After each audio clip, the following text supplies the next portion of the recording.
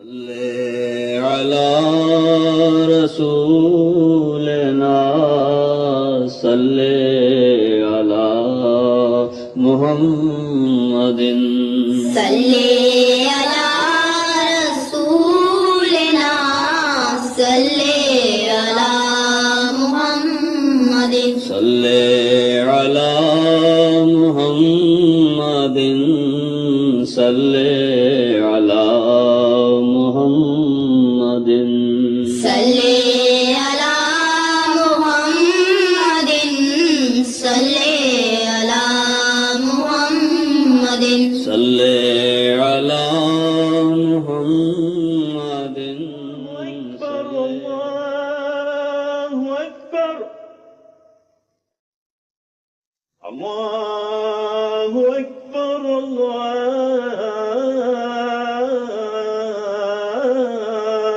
الله أكبر أشهد أن لا إله إلا الله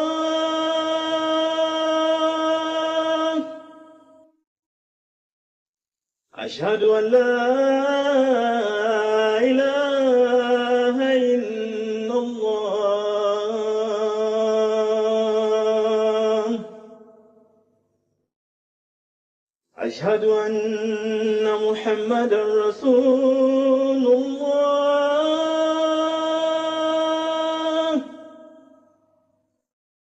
أشهد أن محمدا رسول الله حي على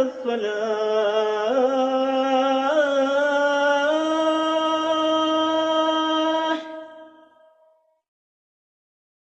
حي على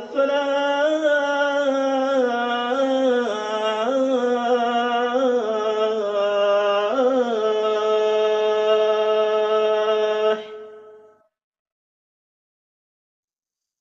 حي على الفلاح حي على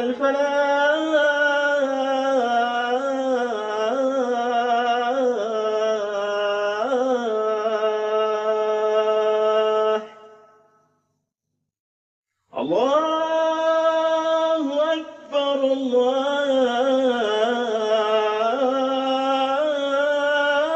الله أكبر لا إله إلا الله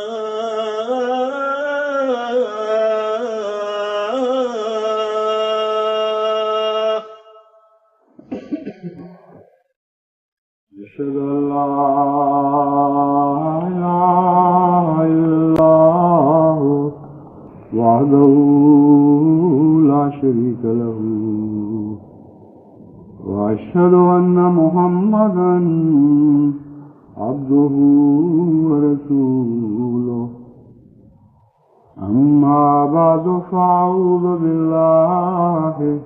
من الشيطان الرجيم بسم الله الرحمن الرحيم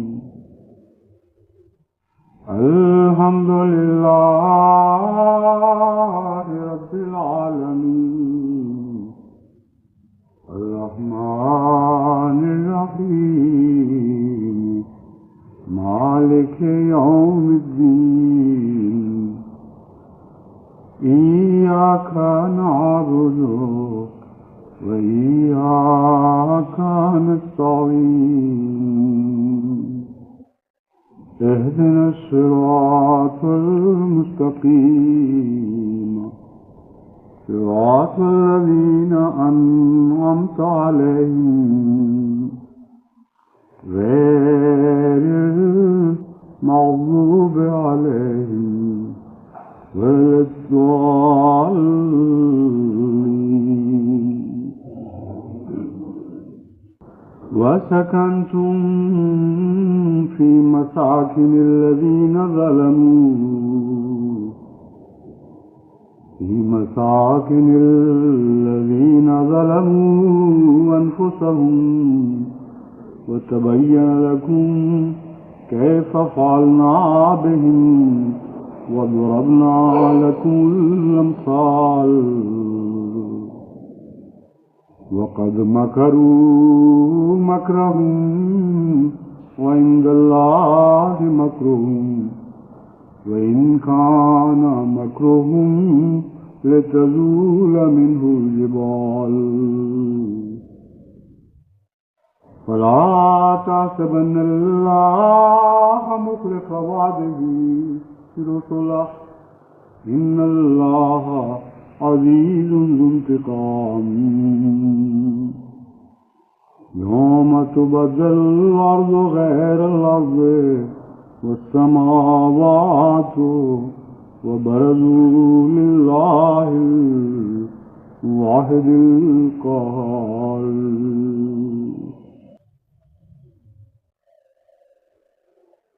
یہ چند آیات جو سورہ ابراہیم کے آخر سے دی گئی ہیں، ان میں پہلی آیت میں اللہ تعالیٰ حضرت اقدس محمد مصطفیٰ صلی اللہ علیہ وآلہ وسلم کے مخالفین کو مخاطب کر کے فرماتا ہے وَسَكَنْتُمْ فِي مَسَاكِنِ الَّذِينَ ظَلَمُوا أَنفُسَهُمْ وَتَبَيَّنَ لَكُمْ كَيْفَ فَعَلْنَا بِهِمْ وَضَرَبْنَا لَكُمُ الْأَمْثَالَ. اس میں اول مخاطب تو حضرت اقدس محمد مصطفیٰ صلی اللہ علیہ وآلہ وسلم کے مخالفین ہی ہیں، لیکن وہ سارے مخالفین اس میں شامل ہیں جو قیامت تک اس ذیل میں پیدا ہوتے رہیں گے، اور وہ سارے مخالفین مخاطب ہیں جن کو خدا تعالیٰ کی طرف سے اس سے پہلے تنبیہات پہنچ چکی ہیں اور عبرتوں کے سامان ان کے لیے مہیا کر دیے گئے ہیں. اس کا ترجمہ یہ ہے کہ تم ان لوگوں کے مساکن میں رہ رہے ہو، ان بستیوں میں رہ رہے ہو، ان گھروں میں بس رہے ہو جن لوگوں نے اپنی جانوں پر ظلم کیے تھے. وَتَبَيَّنَ لَكُمْ كَيْفَ فَعَلْنَا بِهِمْ، اور خوب اچھی طرح تم پر روشن ہو چکا ہے کہ پھر ہم نے ان سے کیسا سلوک کیا تھا. وَضَرَبْنَا لَكُمُ الْأَمْثَالَ، اور ہم نے تو مثالیں دے دے کر کھول کھول کر یہ معاملات تمہیں خوب سمجھا دیے، مگر اس کے باوجود یہ لوگ مکر سے باز نہ آئے. وَقَدْ مَكَرُوا مَكْرَهُمْ، جو کچھ ان سے ہو سکتا تھا وہ مکر کر گزرا. مکروا مکرہم کا مطلب ہے اپنے مکر کو اپنی حد استطاعت تک، انتہا تک پہنچا دیا. وَعِندَ اللَّهِ مَكْرُهُمْ، اور ان کا مکر اللہ کے پاس ہے. اس کا مطلب کہ اللہ کے پاس ان کا مکر ہے یہ ہے کہ مکر اگر نظر اور احاطے سے باہر ہو تو پھر وہ خطرناک ہوتا ہے. عموماً مکر چھپ کر کیے جاتے ہیں، تدبیروں پر اخفاء کے پردے ڈالے جاتے ہیں تاکہ جب یہ اچانک ظاہر ہو تو زیادہ سے زیادہ نقصان اپنے دشمن کو پہنچا سکے. لیکن جو مکر اس کی نظر سے اوجھل نہ ہو جس کے خلاف مکر کیا جا رہا ہے، بلکہ یہی نہیں بلکہ وہ اس مکر کی ہر چیز کا احاطہ کیے ہوئے ہو. عند اللہ مکرہم کا یہ مطلب بنا کہ ان کا مکر تو خدا کے حضور ایک ایسی معمولی سی چیز کی طرح پیش نظر ہے جس کی کوئی حیثیت نہیں ہے. خدا کی تقدیر اس مکر کو ہر طرف سے گھیرے ہوئے ہے. چنانچہ آیت کا اگلا ٹکڑا اسی مضمون کو نمایاں کر رہا ہے. فرمایا وَإِن كَانَ مَكْرُهُمْ لِتَزُولَ مِنْهُ الْجِبَالُ، خواہ ان کے مکر کی حیثیت اتنی بڑی کیوں نہ ہو، خواہ ان کا مکر اتنا خطرناک ہی کیوں نہ ہو کہ پہاڑ اس مکر سے ٹل جائیں. اور اس کے بعد جو بظاہر ایک سوالیہ فقرہ ہے اور انسان توقع رکھتا ہے کہ جواب آئے گا، اس کے بعد اس کا جواب نہیں ہے۔ ان کا نہ مکرہم لتزول منہ الجبال، اگر ان کا مکر اتنا بڑا بھی ہو کہ پہاڑ ٹل جائیں، آگے کیا ہے اس کا جواب نہیں آیا، تو لازماً اس کا جواب پہلے دیا جا چکا ہے، اور یہ اسی کی تشریح ہے، اور وہ جواب ہے عند اللہ مکرہم، کہ خواہ پہاڑوں کو ٹلا دینے والے مکر بھی وہ اختیار کریں، تب بھی ان کا مکر خدا کے حضور ایک معمولی سی چیز کے طور پر سامنے رہتا ہے، اس کی کوئی حیثیت نہیں ہے۔ اور اس کے مان بعد کفار سے خطاب چھوڑ کر خدا تعالیٰ مومنوں سے مخاطب ہوتا ہے، فرماتا ہے فَلَا تَحْسَبَنَّ اللَّهَ مُخْلِفَ وَعْدِهِ، تو ہرگز یہ گمان نہ کر کہ اللہ رسولوں کے ساتھ کیے گئے اپنے وعدوں کو ٹلا دے گا، ان سے منحرف ہو جائے گا، ہرگز نہیں۔ جو وعدے خدا تعالیٰ اپنے رسولوں سے کرتا چلا آیا ہے ان سے وہ کبھی منحرف نہیں ہوگا۔ ان اللہ عزیز ذو انتقام، خدا تعالیٰ یقیناً بہت غلبے والا اور قوت والا انتقام لینے والا ہے۔ یہاں حضرت صلی اللہ علیہ وآلہ وسلم کو مخاطب فرما کر کہ خدا تعالیٰ وعدوں کو ٹالنے والا نہیں، یہ نہیں فرمایا کہ تیرے ساتھ جو وعدے کیے گئے ہیں ان کو نہیں ٹالے گا، اس لیے کہ یہاں ایک اللہ کی سنت کا بیان ہو رہا ہے جو ہمیشہ سے چلی آ رہی ہے۔ اس میں یہ فرق نہیں دکھانا مقصود کہ جو وعدے خدا تعالیٰ نے حضرت صلی اللہ علیہ وآلہ وسلم سے فرمائے ہیں محض اس وجہ سے ان کو نہیں ٹالے گا، بلکہ فرمایا کہ جو وعدے رسولوں سے میں کرتا ہوں، خواہ ان کی کوئی بھی حیثیت ہو،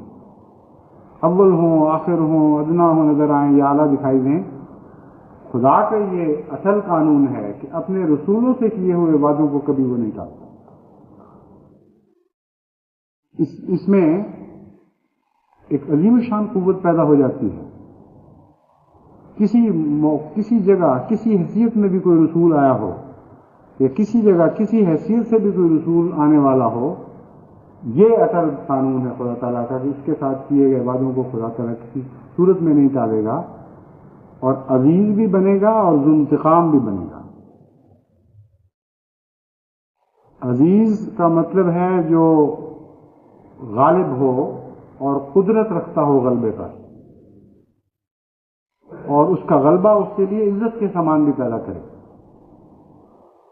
یعنی تحقیر اس غلبے کا حصہ نہ ہو جس کے نتیجے میں دنیا اس کو تحقیر کی نظر سے دیکھنے لگے۔ عزیز کے لفظ کو اس لحاظ سے سمجھنا ضروری ہے کہ غلبہ تو بڑے بڑے ڈکٹیٹروں کا بھی ہو جاتا ہے، ہٹلر بھی غالب آ گیا تھا، ہلاکو خان بھی غالب آ گیا تھا، لیکن ان کا غلبہ عزیز کا غلبہ نہیں تھا، کیونکہ اس غلبے کے ساتھ ذلتیں وابستہ تھیں، اس غلبے کے ساتھ ہمیشہ کی بعد میں آنے والی لعنتیں بھی وابستہ تھیں۔ جب تک ان یادوں کو زندہ رکھا جائے گا، ان کے ساتھ ان لعنتوں کو بھی زندہ رکھا جائے گا جو بعض ظالموں نے اپنے وقت میں کمائیں، اور ایسی کمائیں کہ نسل بعد نسل بھی وہ ختم نہیں ہوتی۔ لیکن جب عزیز کا غلبہ ہوتا ہے تو اس کے ساتھ عزت کا مفہوم لازم ہے۔ اسی لیے عزت اور عزیز بظاہر دو الگ الگ چیزیں ہیں، لیکن ایک دوسرے کے ساتھ اس طرح مل جل گئے ہیں یہ مفہوم کہ ایک ہی لفظ ان دونوں کو ظاہر کرتا ہے۔ تو عزیز کا غلبہ ہوگا اور ذو انتقام کا، ایسا جو انتقام لینے والا ہے۔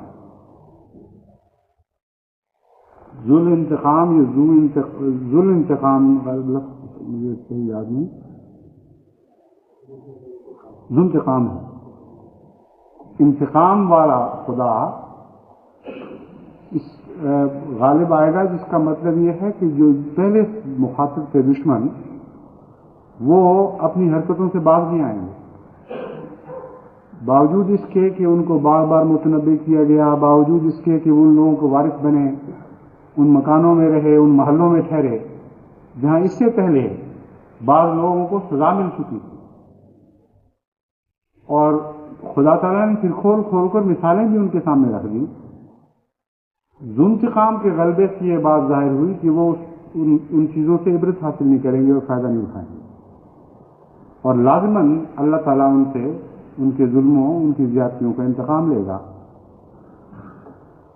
آج کل جو پاکستان میں حالات ظاہر ہو رہے ہیں وہ انہی پیشخبریوں کے مطابق ظاہر ہو رہے ہیں، اور خدا تعالیٰ کے انتقام کی چکی چل پڑی ہے، اور بعض پہلوؤں سے اس قدر شدت کے ساتھ چل رہی ہے کہ اگر ذرا بھی کسی میں حیا اور غیرت ہو اور معمولی سی بھی اس کے اندر فراست ہو تو وہ خوب اچھی طرح محسوس کر سکتا ہے کہ پاکستان میں کیا ہو رہا ہے۔ یہ وہ حکومت ہے موجودہ جس نے اپنے تمام ذرائع کو بروئے کار لاتے ہوئے حضرت اقدس مسیح موعود علیہ الصلوۃ والسلام کی اہانت کی انتہا کر دی۔ کبھی پاکستان کی تاریخ میں کسی ملا کے گروہ نے یا کسی حکومت کے کارندوں کے گروہ نے اس قدر ظلم اور زیادتی سے کام نہیں لیا تھا جس طرح موجودہ حکومت نے حضرت اقدس مسیح موعود علیہ الصلوۃ والسلام کے نام پر گند اچھالنے میں بے حیائی اور زیادتی سے کام لیا۔ اور اس وقت جو پاکستان کی گلیوں اور ہر شہر کی ہر گلی میں ہو رہا ہے وہ اتنی عبرتناک تصویر ہے،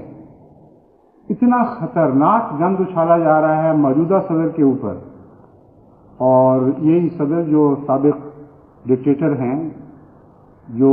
ذمہ دار ہیں اس سارے ظلم کے، کہ لکھنے والے اخباروں میں بھی لکھ رہے ہیں اور رپورٹیں دوسرے ذرائع سے بھی پہنچ رہی ہیں کہ پاکستان کی تاریخ میں کبھی کسی شخص واحد کو اتنی گندی گالیاں اس کثرت اور اس شدت کے ساتھ اور اس جوش اور جذبے کے ساتھ نہیں دی۔ اتنے بڑے مجمع کبھی اکٹھے نہیں ہوئے ان شہروں میں، اور ان سب مجمعوں نے، ان لکھوں خواہ انسانوں نے، جن میں بعض دفعہ 15-15 لاکھ انسان شامل ہوتے تھے، بیک آواز شدید زبان، اس گندی زبان استعمال کی ہے موجودہ صدر کے خلاف، اور یہ سلسلہ جاری ہے، ہر گلی میں ہو رہا ہے، ہر قصبے میں ہو رہا ہے۔ طوفان ہے ایک نفرت کا جو اٹھ کھڑا ہوا ہے، ایک لعنتوں کی بوچھاڑ ہے جو بارش کی طرح نازل ہو رہی ہے ان محلات پر۔ اب یہ اگر خدا کی تقدیر نہیں ہے تو اور کیا ہے؟ وہی خدا جس نے وعدہ کیا تھا کہ میں رسولوں کے ساتھ کیے گئے وعدوں کو کبھی ٹالا نہیں کرتا، اس کی پکڑ نے آخر ان کو آ لیا۔ جس نے حضرت مسیح موعود علیہ الصلوۃ والسلام کی عزت پر ہاتھ ڈالا، خدا کی تقدیر نے اس کی عزت پر ہاتھ ڈال دیا ہے، اور یہ جاری رہنے والا سلسلہ ہے، یہ رکنے والا سلسلہ ہے۔ ان کی ذلتوں کی کوششیں تو چند سانس لے کر مر جائیں گی، اور دن بہ دن حضرت مسیح موعود علیہ الصلوۃ والسلام کی عزت دنیا میں زیادہ پھیلتی چلی جائے گی اور زیادہ بلند مرتبہ ہوتی چلی جائے گی، لیکن ان کی ذلتیں اور زیادہ تنزل کی راہیں دیکھنے والی ذلتیں ہیں، اور زیادہ قعر مذلت میں گرنے والی ذلتیں ہیں، اور دن بہ دن یہ بڑھتی چلی جائیں گی۔ نسل بعد نسل لوگ اس ظلم کے دور پر لعنتیں بھیجیں گے اور بھیجتے چلے جائیں گے۔ یہ ہے خدا کی تقدیر جو ظاہر ہوتی ہے تو عبرت کے عجیب سامان پیدا کرتی ہے، مگر جن کی آنکھیں نہ ہو، جن کو بصیرت نہ ہو، ان کو نظر نہیں آتا۔ پاکستان سے بہت سے لوگ لکھ رہے ہیں، اور تعجب کی بات یہ ہے کہ جن پر اس حکومت نے بنا کی تھی اور جن کو خوش کرنے کے لیے یا جن کو اپنے ساتھ ملانے کی خاطر حضرت مسیح موعود علیہ الصلوۃ والسلام کی عزت پر ہاتھ ڈالنے کی کوشش کی گئی تھی، یعنی ملاؤں کو ٹولا، وہ بھی اب عوام کے ہم نوا ہو کر خوب گند اچھال رہے ہیں موجودہ صدر کے اوپر، اور بعض صورتوں میں تو مولوی زیادہ گالیاں دے رہے ہیں، اور ضوابط جو کچھ کہنا ہے وہ تو کہتے ہیں، کچھ ایسی باتیں بھی کہتے ہیں کہ کوئی شریف انسان عام مجالس میں بھی ان کو بیان نہیں کر سکتا، کجا یہ کہ مساجد میں ان کا ذکر کیا جائے۔ اس لیے عبرت کا عجیب مقام ہے کہ جن کو اپنا سمجھ کر، جن کو خوش کرنے کی خاطر حضرت مسیح موعود علیہ الصلوۃ والسلام کی مخالفت میں بے حیائی کی ساری حدیں توڑی گئی تھیں، وہ اب ان بے حیائی کی حدیں توڑنے والوں کے خلاف بے حیائی کی ساری حدیں توڑ رہے ہیں، اور ہر قسم کے گندے ناموں سے ان کو یاد کر رہے ہیں، اور ہر قسم کے گندے یک طرفہ الزام لگاتے چلے جا رہے ہیں۔ کوئی طاقت نہیں رہی حکومت کے پاس اب ان کا جواب دینے کی، اور یہ سلسلہ معلوم ہوتا ہے بھی چلے گا۔ اور یہ جو انقلاب سے پہلے کے دور لمبے ہوتے ہیں اتنے زیادہ تکلیف بھی پیدا کرتے ہیں۔ لیکن جہاں تک جماعت احمدیہ کا تعلق ہے، میں یہ سمجھانا چاہتا ہوں کہ گزشتہ خطبے میں بھی میں نے بار بار مختلف رنگ میں سمجھانے کی کوشش کی تھی کہ ایسے موقع پر ہمیں تھردلی کا مظاہرہ نہیں کرنا چاہیے، پست ہمتی کا مظاہرہ نہیں کرنا چاہیے۔ ہم لوگ بلند باتوں کے لیے، اونچی چیزوں کے لیے پیدا کیے گئے ہیں، ہمارے حوصلے وسیع ہونے چاہیے۔ گالیوں اور ذلتوں پر خوش ہونا تو خود کمینے لوگوں کا کام ہے۔ ہمارے لیے عبرت کا مقام ہے، اور خوش ہونا اور کسی کے دکھ پر ناچنا اور شادیانے بجانے، اس چیز میں اور عبرت میں بہت بڑا فرق ہے۔ چنانچہ قرآن کریم بار بار یہ توجہ دلاتا ہے، فَاعْتَبِرُوا يَا أُولِي الْأَلْبَابِ۔ یہ نہیں فرمایا کہ خوشی سے اچھلو اور کودو، فرمایا کہ عبرت حاصل کرو اے اولی الالباب، کہ اگر تم راہ حق سے ہٹو گے تو تمہارے ساتھ بھی یہی سلوک کیا جائے گا۔ اگر تم اپنی حیثیتوں کو بھول جاؤ گے یا تمہاری آئندہ آنے والی نسلیں اس قسم کی غلطیاں کریں گی تو ان کے ساتھ بھی خدا کی تقدیر یہی سلوک کرے گی۔ اس لیے استغفار سے کام لو اور عبرت حاصل کرو، اپنی اصلاح کی طرف متوجہ ہو، ان باتوں کو اختیار کرو جو خدا کو پسندیدہ ہیں، اور ان باتوں سے بچو جو خدا کے غضب کو کھینچنے والی باتیں بن جایا کرتی ہیں۔ تو جماعت احمدیہ کو اس دور سے گزرتے ہوئے ان اداؤں کے ساتھ یہ راستہ طے کرنا چاہیے جو انعمتا علیہم گروہ کی ادائیں ہیں، جن کو قرآن کریم نے خوب کھول کر بیان فرمایا ہے۔ زیادہ استغفار سے کام لیں، زیادہ منکسر مزاجی سے کام لیں، زیادہ خدا کی طرف متوجہ ہوں، اور ان ذمہ داریوں کی طرف بھی متوجہ ہوں جو ایسے ادوار کے بعد الہی جماعتوں پر پڑا کرتی ہیں۔ چنانچہ قرآن کریم نے اس کے مان بعد یہ فرمایا، یوم تبدل الارض غیر الارض والسماوات وبرزوا للہ الواحد القہار، کہ اس دن یا اس دور میں تبدل الارض، زمین تبدیل کر دی جائے گی، والسماوات، اور آسمان بھی تبدیل کر دیے جائیں گے، وبرزوا للہ الواحد القہار، اور خدا واحد و قہار کی طرف یہ نکل کھڑے ہوں، جوک در جوک لوگ اللہ کی طرف، خدا واحد و یگانہ کی طرف رخ کریں گے۔ اس مضمون کا اس سے کیا تعلق ہے؟ دراصل اگر آپ اس کو موجودہ واقعات پر چسپاں کر کے دیکھیں تو پھر آپ کو سمجھ آئے گی۔ جس قسم کے واقعات پاکستان کی سرزمین پر ہو رہے ہیں، یہ تو ایسی زمین نہیں ہے جس پر مومن خوش ہو سکے۔ یعنی یہ کیا ادائیں ہیں؟ یہ خدا کی جماعتوں کی ادائیں تو نہیں ہیں، یہ وہ ادائیں تو نہیں ہیں جو انبیاء اپنے ماننے والوں میں پیدا کیا کرتے ہیں کہ سارے ملک کو گندگی سے بھر دو، ہاں دشمن کے خلاف لو، غلیظ زبان استعمال کرو، ماؤں بہنوں کی عزت کا کوئی احساس نہ کرو، جو معصوم ہیں ان کو بھی اپنے غضب کی چکی میں پیستے چلے جاؤ۔ یہ تو کوئی وہ طریق نہیں ہے جو قرآن اور سنت ہمیں سکھاتے ہیں یا جو انبیاء کی سنت ہمیشہ سے چلی آئی ہے۔ اس لیے فرمایا کہ یہ جو زمین تم دیکھ رہے ہو، جس زمین پر انقلاب برپا ہونے والا ہے، اس زمین کو تبدیل کرنا پڑے گا، اور اس زمین کو تبدیل ہونا پڑے گا، اور اس تبدیلی کی ساری ذمہ داری مومنوں پر عائد ہوتی ہے، اور ان کے آسمان کو بھی بدلنا ہوگا کیونکہ ان کی روحانی حالت بھی خراب ہو چکی ہے۔ ان کی دنیاوی حالت بھی خراب ہو چکی. ایک ایسی قوم جو بار بار ابتلا کی ایسے ابتلاؤں کے دور سے گزرتی ہو اور سنبھلنے کی بجائے ہر دفعہ پہلے سے زیادہ خراب حالت میں اپنے آپ کو پائے، جس کے اخلاق کا دیوالیہ پٹ رہا ہو، جس کے ساتھ دنیا کے ہر قسم کے مظالم توڑے جا رہے ہیں اور اس کو پتہ نہ ہو کہ میرے ساتھ ہو کیا رہا ہے. ان کی زمین بھی بدلانی ہوگی اور ان کے آسمان بھی بدلانے ہوں گے. اور اس تبدیلی میں جماعت احمدیہ کو سب سے زیادہ اہم کردار ادا کرنا ہے. زمین کے لحاظ سے ان لوگوں کو دیکھیں کہ پاکستان کے عوام کتنے مظلوم ہیں. کتنی دفعہ یہ کہانی دہرائی گئی ہے کہ ملک کی اپنی فوج نے غیر قوموں سے بچانے کی بجائے خود اپنے ملک پہ قبضہ کر لیا. اب بظاہر یہ کتنی بیوقوفوں والی بات نظر آتی ہے، سمجھ میں آنے والی بات ہی نہیں ہے کہ چوکیدار رکھے تھے کہ ڈاکوؤں سے بچاؤ، اور وہ اپنے گھر کے مالک بن کے بیٹھ گئے اور ساری دولت پر قابض ہو گئے اور گھر کے مکینوں کو غلام بنا لیا. یہ ایک دفعہ نہیں ہوا، دو دفعہ نہیں ہوا، کئی دفعہ ہو چکا ہے. اور دھمکی دی جا رہی ہے کہ اگر پھر تم لوگ باز نہیں آئے اپنا حق مانگنے سے تو پھر یہی کر سکتے ہیں. اس لیے خاموشی اختیار کرو. ایسی قوم ہر دفعہ جب اس قبضے سے نکلنے کی کوشش کرتی ہے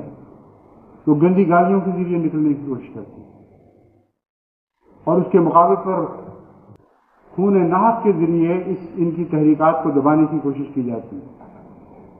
بہت سے عوام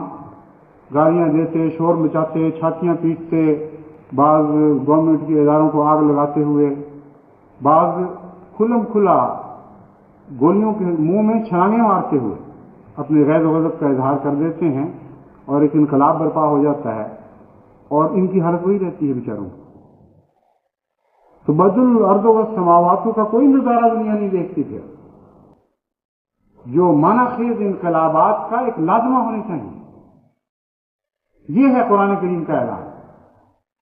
اگر ایسی تبدیلیاں واقع ہوں، اگر خدا کا انتقام ظاہر ہو اور پھر ان کے زمین آسمان نہ بدلائے جائیں تو وہ الہی انقلاب نہیں ہے، وہ کوئی اور ذلیل چیز ہے جس کا جو بھی نام رکھو، لیکن اسے الہی انقلاب برقرار نہیں دیا جا سکتا. حالت یہ ہے کہ پھر پہلے سے بھی زیادہ بدتر حال میں یہ بیچارے لوٹ جاتے ہیں، قربانیاں دیتے ہیں، اپنا خون بہاتے ہیں گلیوں میں، عورتیں بیوہ ہو جاتی ہیں، بچے یتیم ہو جاتے ہیں،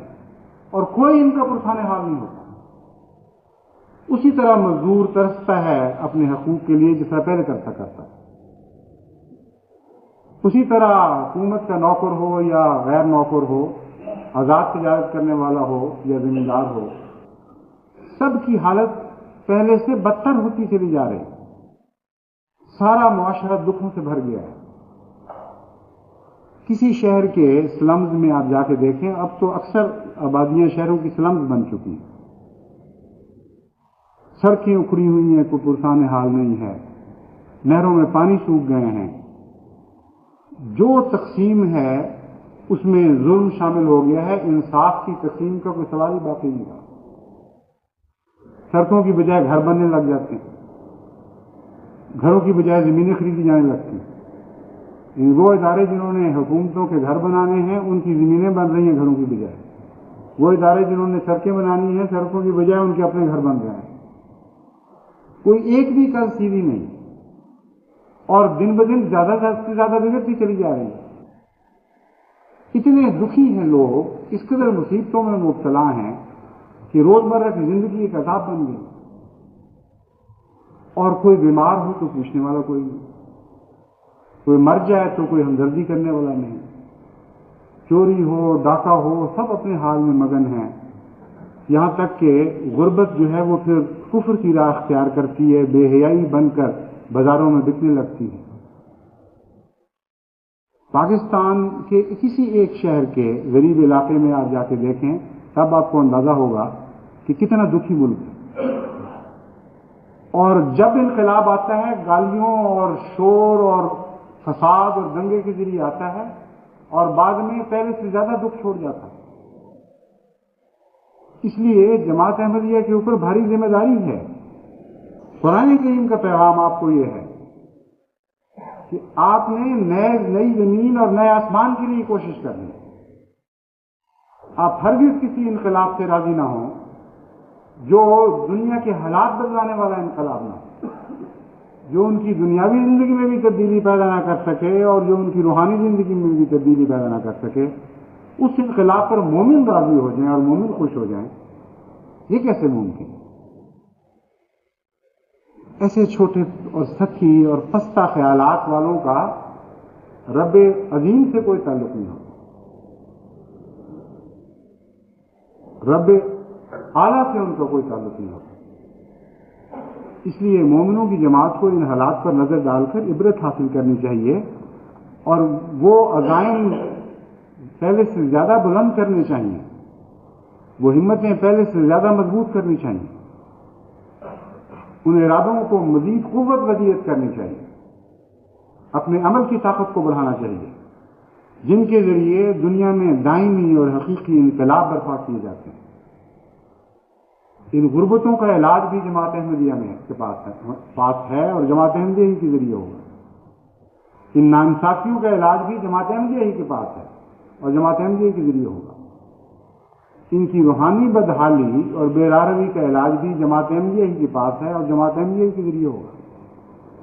اس لیے ان عظیم کاموں کے لیے اپنے آپ کو تیار کریں. یہ عبرت ہے جو ان حالات سے حاصل کی جاتی ہے. اور نئے زمین و آسمان کے لیے کوشش بھی کریں اور دعائیں بھی کریں، اور اپنے زمین و آسمان تو ضرور بدلیں، کیونکہ اگر آپ کے زمین و آسمان نہ بدلے گئے تو آپ نے دنیا کی زمین و آسمان کیسے تبدیل کرنا؟ انقلابی روحانی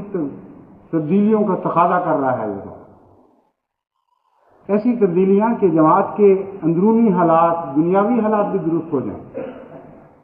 اور بیرونی حالات اور روحانی حالات بھی درست ہو جائیں.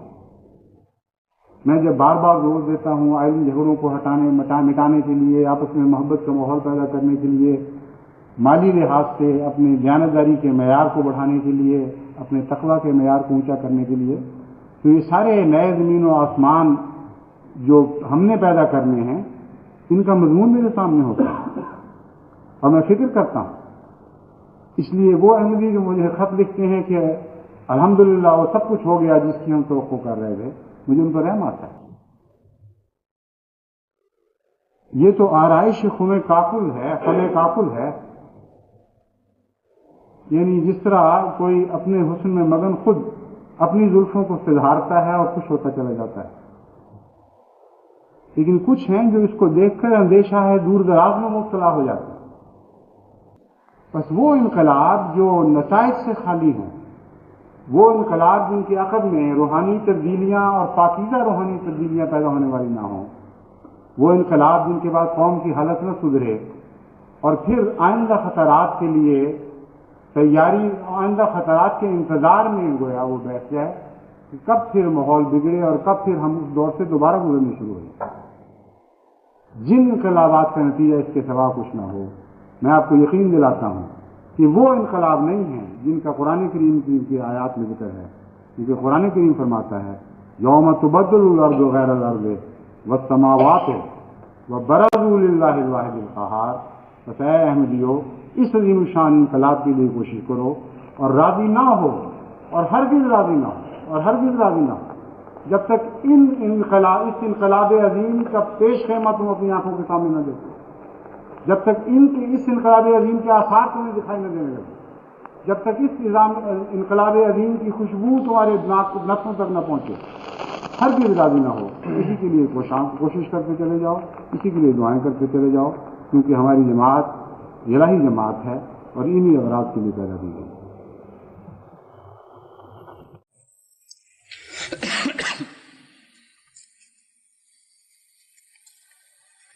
الحمد لله نحمده ونستعينه ونستغفره ونؤمن به ونتوكل عليه ونعوذ بالله من شرور أنفسنا ومن سيئات أعمالنا. من يهده الله فلا مضل له ومن يضلله فلا هادي له. ونشهد أن لا إله إلا الله وحده لا شريك له ونشهد أن محمدا عبده